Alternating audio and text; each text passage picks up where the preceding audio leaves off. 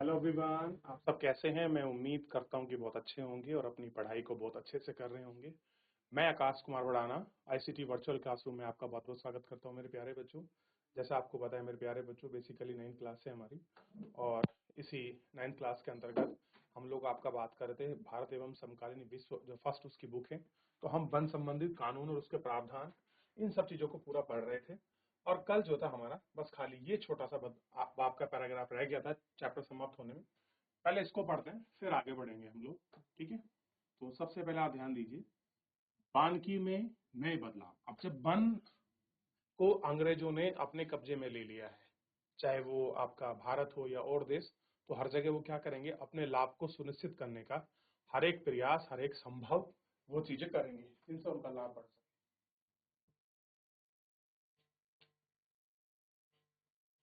ठीक है। अब इसी दिशा में देखिए, 80 के दशक, यानी कि 80 के दशक में एशिया और अफ्रीका की सरकार यह सोचने में आपके समझ आ गया कि वैज्ञानिक वानिकी और वन समुदाय को जंगलों से बाहर रखने के लिए नीतियों के चलते बार बार टकराव पैदा होते हैं। कह रहे हैं हम लोग जो वैज्ञानिक वानिकी की बात कर रहे हैं, सामुदायिक फॉरेस्ट्री की बात कर रहे हैं, इन चीजों की बात कर रहे हैं, बार बार हमारा कॉन्फ्लिक्ट बढ़ रहा है, बार बार हमें टकराव हो रहे हैं। किनसे? जो वहां के लोकल लोग हैं उनसे।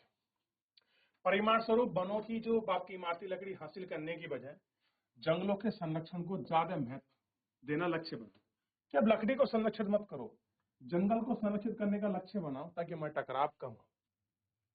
सरकार यह भी मान लिया कि इन लक्ष्यों को हासिल करने के लिए वन प्रदेशों में रहने वालों की मदद लेनी होगी। अब जो लोग वन में रह रहे हैं उनकी मदद लोगे, करोगे तो कुछ होगा, बाकी नहीं।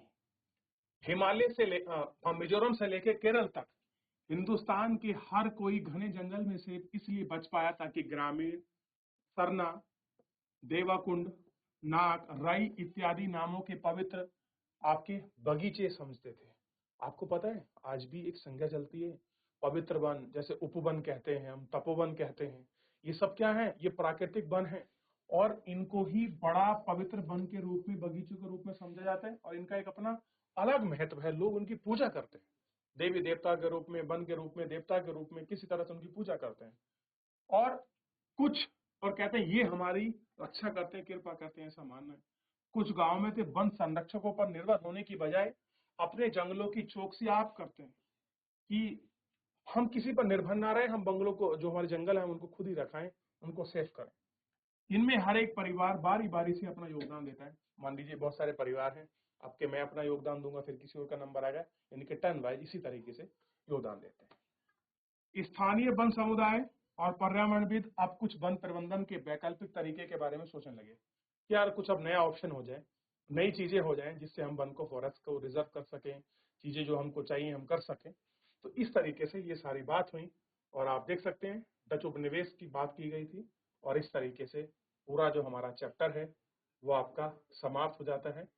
और पूरे चैप्टर में जितना हमने पढ़ा है, किसी का कोई डाउट, किसी कोई क्वेरी है, किसी प्रकार का भी कहीं से भी कोई प्रश्न है, आप मुझसे पूछ सकते हैं।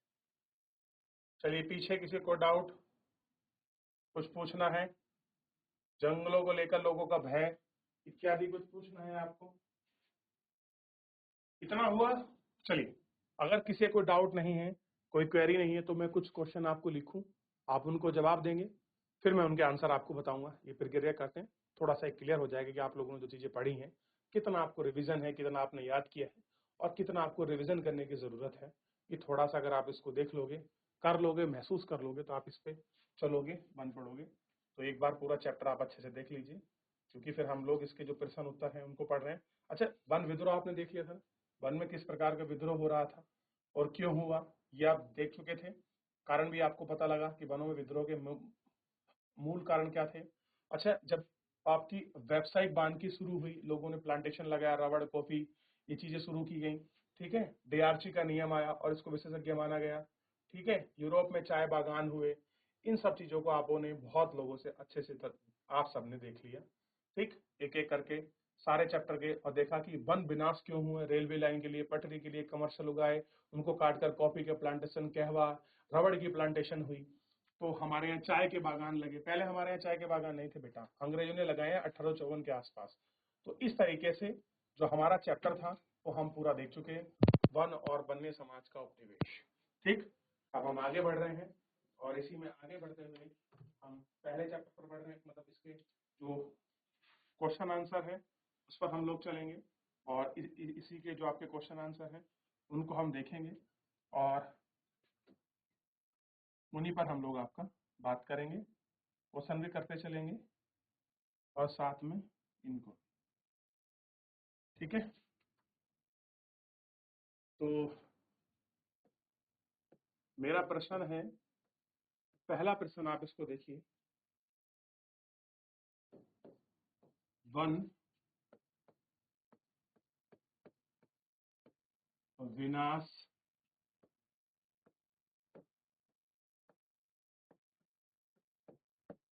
क्या है? आप किसको कहेंगे कि आपका वन विनाश हो? किस परिभाषा में रखेंगे? कुछ तो परिभाषा उसकी होगी। उत्तर आपको बताना है कि भैया वन विनाश ये है, इसको हम वन विनाश मानते हैं, ये हमारा वन विनाश है। बताइए। चलिए मैं जल्दी बता देता हूं। वन विनाश का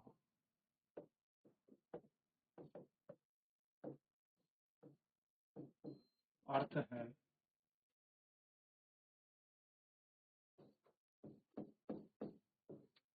वनों की अंधा धुंध कटाई, अनाधुंध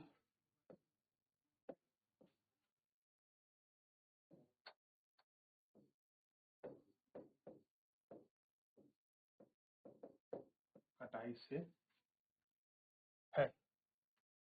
अगर आप वनों की अनाधुंध कटाई करते हैं जिसका कोई महत्व नहीं है, जिसका कोई मूल्यहीन है, वही है अनाधुंध कटाई। मतलब आप ये नहीं देख रहे हैं इस पेड़ की कटने की जरूरत है या नहीं है, इसकी आयु कितनी है, अपने निस्वार्थ मौका मिला चलो काट देते हैं, ऐसे काट दिया आपने बिना सोचे हुए। अगर आप ऐसा करते हैं, आप भविष्य के पीढ़ी के लिए नहीं देखते हैं, उसकी एज को नहीं देखते हैं, उसको नहीं मापते हैं इसका महत्व क्या है, तो फिर इसी तरह को हम वन विनाश की कैटेगरी में रखते हैं। देख लिया, करेंगे आप इसको, फिर उसके बाद अगला जो प्रश्न है उस प्रश्न पर हम लोग बढ़ेंगे। क्लियर है?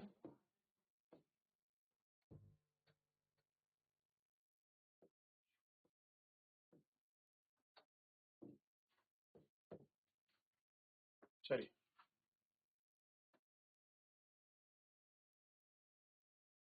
अब ये जो प्रश्न मैं आपको कराने जा रहा हूं, अब ये आपको स्वयं करना है। ठीक, ये क्या है? औपनिवेशिक काल में वन विनाश।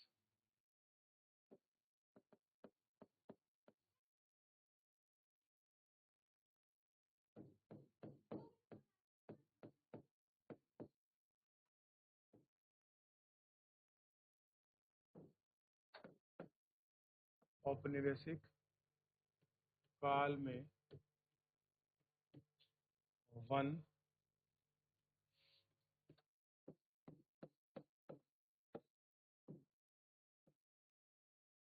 विनाश के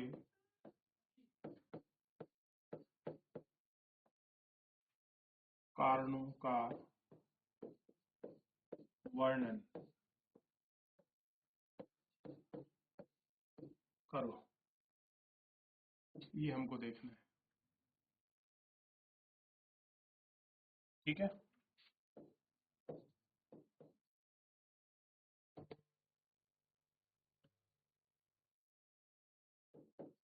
उत्तर देखिए।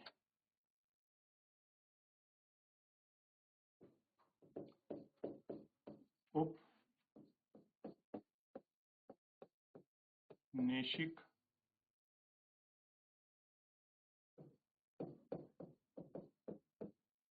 शासन काल में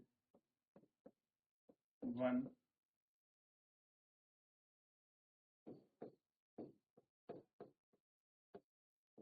विनाश के निम्न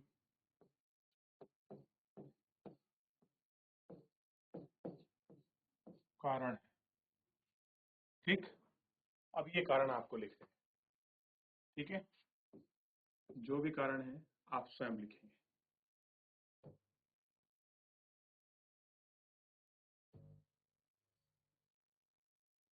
लिखिए। चलिए, पहला कारण देखिए।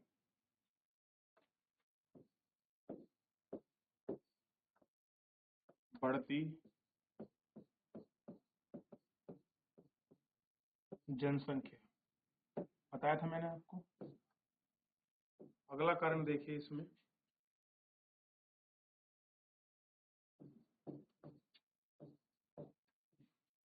रेलवे के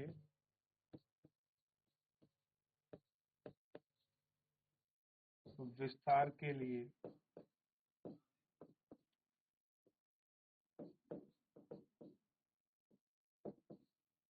स्लीपर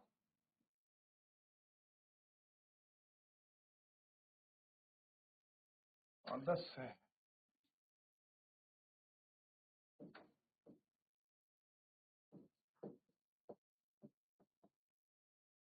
स्लीपरों का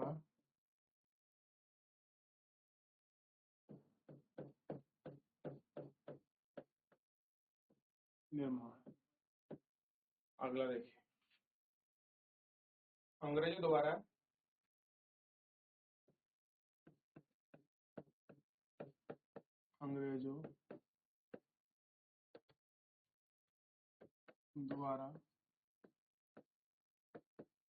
चाय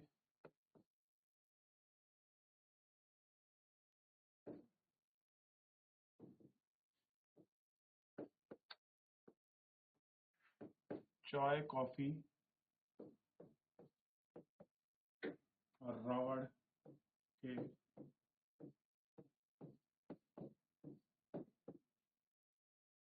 पेड़ों को लगा, पेड़ ये कह सकते हैं बागानों को लगाना। इसे ऑब्लिक कर लीजिए, पेड़ ऑब्लिक बागान दोनों हो सकते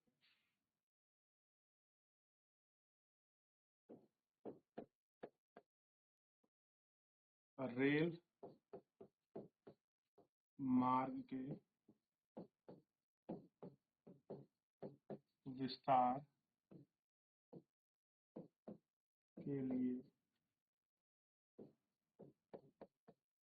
वनों को काटा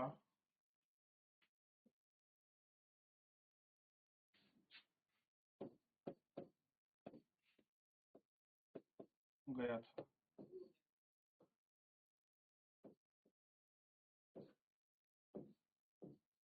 अगला देखिए,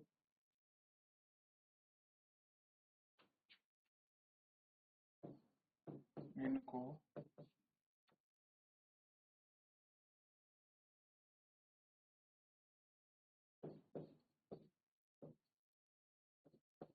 ब्रिटेन भेजा गया। किसके लिए? उपयोग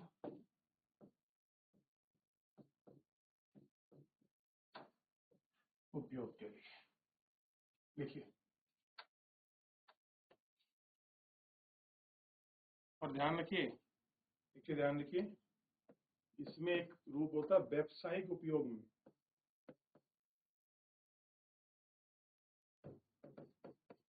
व्यावसायिक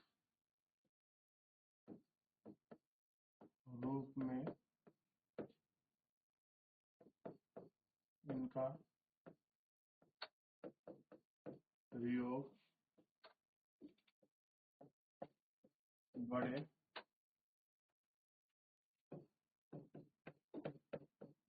पैमाने पर होने के कारण। तो ये भी सब मुद्दे रहे हैं। चलिए, एक लाइन और है, इसको लिख लीजिए। ये बड़े पैमाने पर तो इस तरीके से बहुत सारे कमर्शियल पेयर हैं। अच्छा, मैं एक आपको एक वहाँ क्वेश्चन दे रहा हूँ, आपको करके लाना है, ठीक है?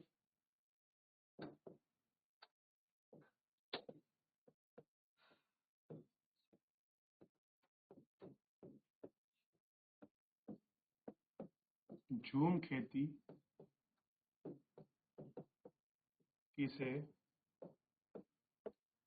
कहते हैं तथा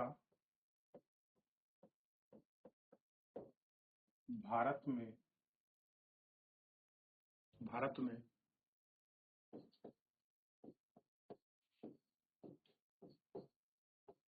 किन किन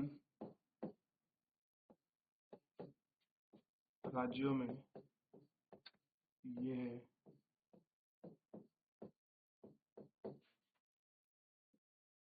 देखने को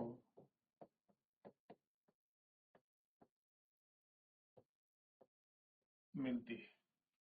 अब आपको ये इसका प्रसंग घर से ढूंढना है। और एक और से खास पढ़िए कौन सा समूह इसको करता है, ठीक है? चलिए, तो ये सारे क्वेश्चन थे, ये चीजों को करने का प्रयास किया, चैप्टर समाप्त हुआ। जिन बच्चों ने अभी तक रिवीजन नहीं किया है, बेटा चैप्टर समाप्त हो चुका है, एक बार रिवीजन कर लीजिए, क्योंकि वो डाउट क्वेरी रहते हैं, आप उसको पूछ सकते हैं, चीजें समझ नहीं तो भी पूछ सकते हैं, ठीक है? बाकी फिर बहुत सारा लोड हो जाता है, तो हम शुरुआत ही करेंगे। तो फिलहाल मेरे प्यारे बच्चों, आज के लिए इतना ही, मिलते हैं नेक्स्ट लेक्चर में। धन्यवाद।